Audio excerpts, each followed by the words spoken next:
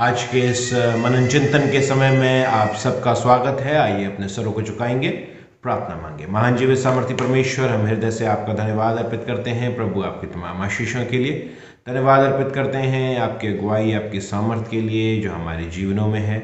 और प्रभु परमेश्वर, प्रार्थना करते हैं जो हम आपके वचन पर आज मनन चिंतन करते हैं उन्हें पाए प्रभु परमेश्वर, हम इस बात की समझ और परख को रखें कि हमारे जीवन में आपकी उपस्थिति का होना कितना आवश्यक है, क्योंकि प्रभु आपकी उपस्थिति के ज़रिए से ही हम अपने जीवनों को आगे बढ़ा सकते हैं।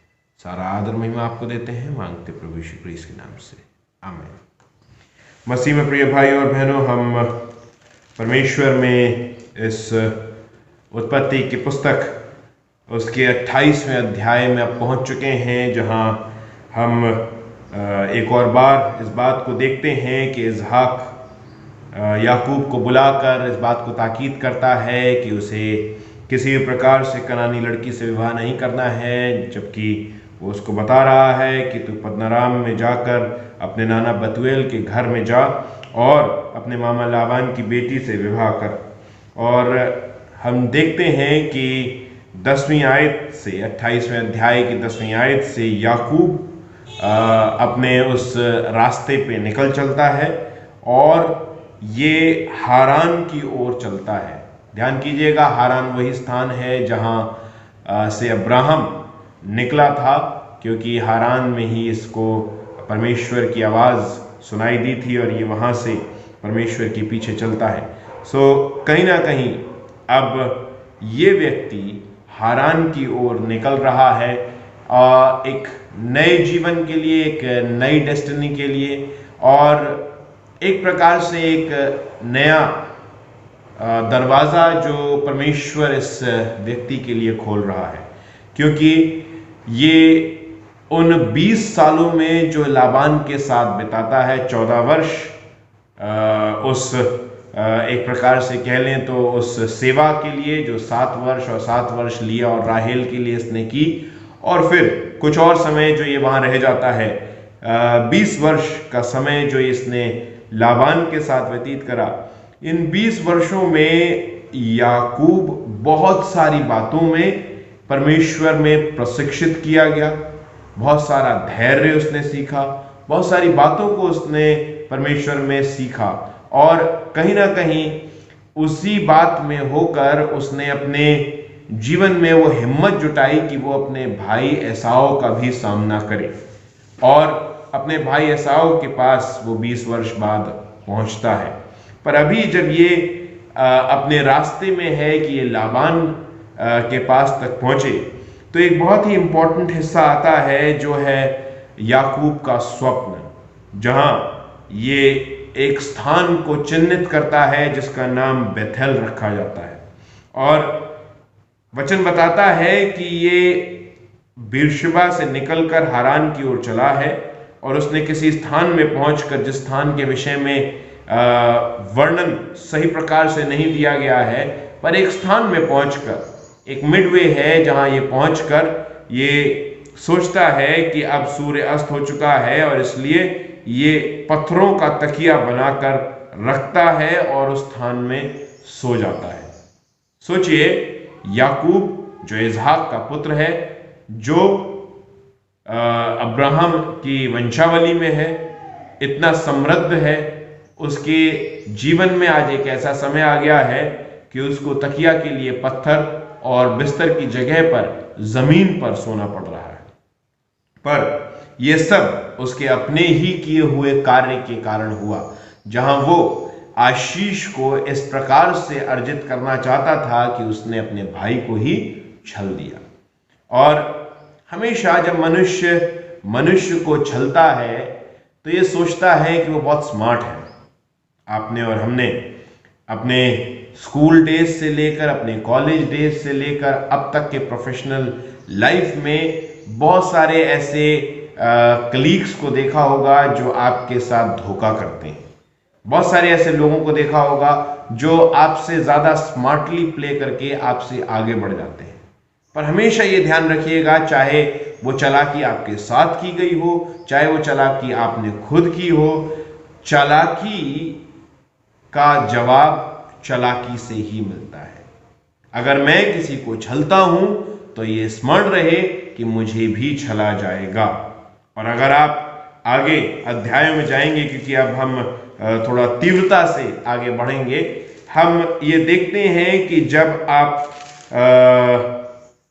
29वें अध्याय में पहुंचते हैं उसकी 15वीं आयत से, तो आप देखेंगे कि ये व्यक्ति याकूब छला जाता है, क्योंकि ये प्रेम करता था राहेल से, पर इसको छल कर लिया का विवाह इससे कर दिया जाता है और ये उस बात को समझ नहीं पाता है। लिया जिससे ये प्रेम करता ही नहीं था, जिसको ये अपनी पत्नी होने के लिए चाहता ही नहीं था, पर वो इसको पत्नी के रूप में दे दी जाती है और एक प्रकार से एक एडेड 7 वर्ष का लेबर इसके हाथों में दे दिया जाता है। अब कहीं ना कहीं एक वो स्थिति है जहां ये इस स्थान में है जहां ये स्वप्न देख रहा है, एक वो स्थिति है जो आगे इसके जीवन में आ रही है जहां वो छल जो इसने किया था उसके लिए ये छला जा रहा है। अब ऐसी परिस्थिति में आप कैसे याकूब के जीवन को देखते हैं, क्योंकि ये स्थान जहां पर याकूब स्वप्न देख रहा है, परमेश्वर इससे बातचीत कर रहा है। ध्यान कीजिएगा, परमेश्वर कहीं पर भी मेरे और आपके जीवन में इंटरवीन कर सकता है और मेरे और आपके जीवन में बातचीत कर सकता है। परमेश्वर ने इस नोवेयर की जगह में, जिसके नाम का वर्णन बाद में आता है और जिसकी महत्ता बाद में हो जाती है, परमेश्वर ने याकूब को दर्शन दिया। याकूब ने स्वप्न देखा और जहां उसने स्वप्न में इस बात को देखा कि एक सीढ़ी है और पृथ्वी पर वो खड़ी हुई है और उसका जो सिरा है वो स्वर्ग तक पहुंच रहा है। परमेश्वर के दूत उस पर चढ़ते हैं और उतरते हैं। हमेशा ध्यान रखिएगा, हमारा रिलेशनशिप, हमारा रिश्ता परमेश्वर से पृथ्वी से स्वर्ग का और उसके बाद स्वर्ग से पृथ्वी का है। कभी भी स्वर्ग से पृथ्वी का नहीं हो सकता, क्योंकि परमेश्वर अपना रिश्ता ह्यूमन इनिशिएटिव पर रखता है। हमेशा इस बात पर परमेश्वर जोर देता है कि ह्यूमन इनिशिएटिव क्या है। So it begins from earth, it goes to heaven, and from heaven a multitude of blessings and response comes to our life. So इस बात को हम देखते हैं कि याकूब इस स्वप्न को देख रहा है और स्वप्न को देखने के बाद परमेश्वर यहोवा उसके ऊपर खड़ा होकर कहता है, जो स्थान है, जो सीढ़ी है, उसके ऊपर खड़े होकर परमेश्वर यहोवा क्या कहता है, मैं यहोवा तेरे दादा अब्राहम का परमेश्वर, इसहाक का भी परमेश्वर हूं। जिस भूमि पर तू लेटा है उसे मैं तुझको और तेरे वंश को दूंगा। अब्राहम से ये बातें कई बार की गई, इसहाक से ये बात की गई, इसहाक पर भी परमेश्वर ने अपने आप को जाहिर करा और अब याकूब के सामने परमेश्वर अपने आप को जाहिर कर रहा है और कह रहा है कि मैं ये वाचा इंडिविजुअली तुझसे बांधता हूं। क्यों जरूरत थी एक इंडिविजुअल वाचा के बांधने की? वाचा तो अब्राहम से पहले ही बांधी जा चुकी थी, पर परमेश्वर हमसे एक व्यक्तिगत रिश्ता जरूर बनाना चाहता है और उसको पसंद है, उसको अच्छा लगता है कि वो मनुष्य के साथ एक पर्सनल रिलेशनशिप बनाए।